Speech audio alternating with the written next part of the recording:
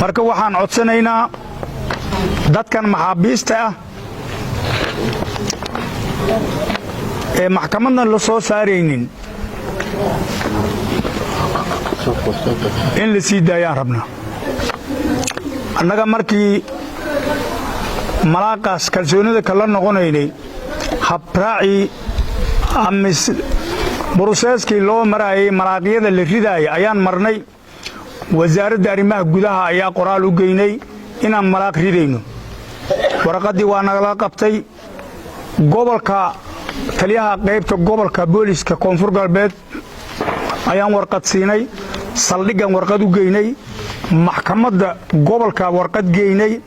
maxkamadda degmada warqad geynay. xeer ilaaliyaha guud oo ninka sharciga koonfur galbeed hadda xeer ilaaliyaha ugu sareeyay ayaa warqad geynay. beesha diiday wax qabiil diidayna laba qof in loo ciqaabo sharci dhigaya anigu meel kuma arkin.